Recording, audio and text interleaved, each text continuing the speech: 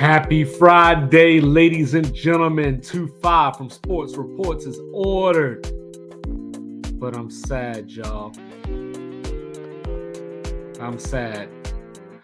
We knew that the Pac-12 was going to face this. We were hoping it was going to happen a lot later than sooner.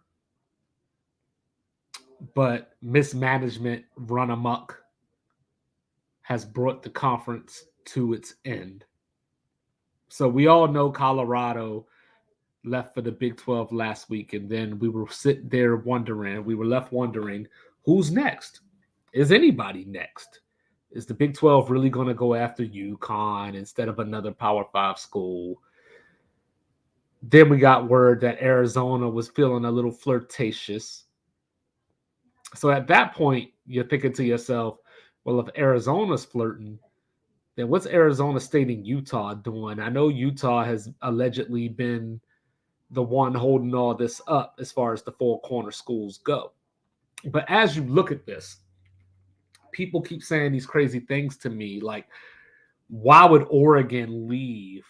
And why would Washington leave when the playoff is going to be so easy with no USC, no UCLA, Utah being the only real consistent threat? This is the problem. Money talks. This is the problem. The playoffs are only signed for another 3 years. So in 2026, the playoffs as we know it, this is the last year of the 4-team playoff.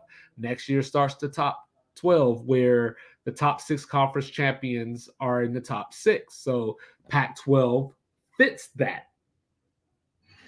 But then what happens after 2026?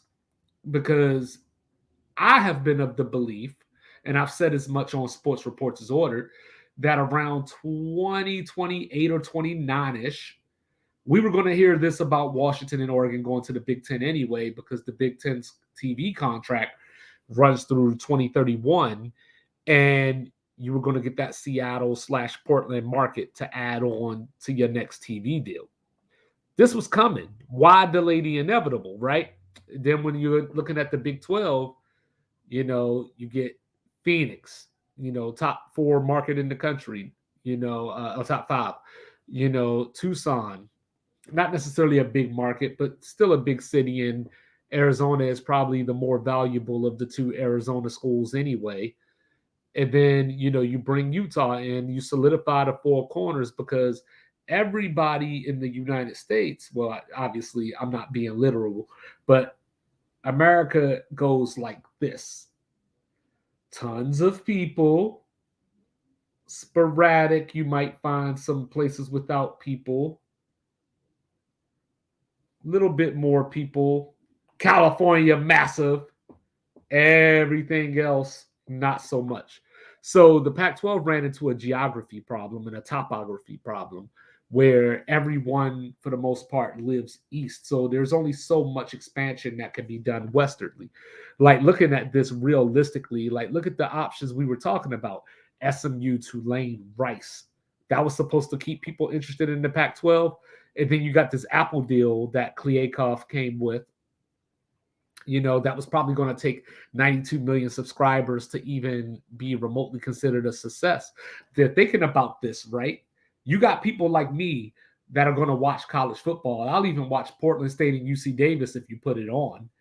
But thinking about the average Joe in New York City, in, say, Pittsburgh or Philadelphia, how much are you paying to have to stay up to 2 a.m. to catch the end of Arizona and Oregon?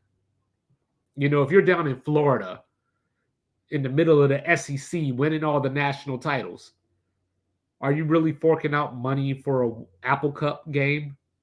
So that's where you get into the logistics of things. And this is just where college football was going to go. I'm sorry to see it.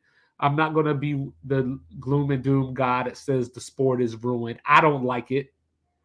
Stanford and Cal, we're going to see what happens with them. But they brought some of this on themselves. Maybe they go independent. I've heard, like I've been mentioning, that they may drop and go down or just get rid of football altogether.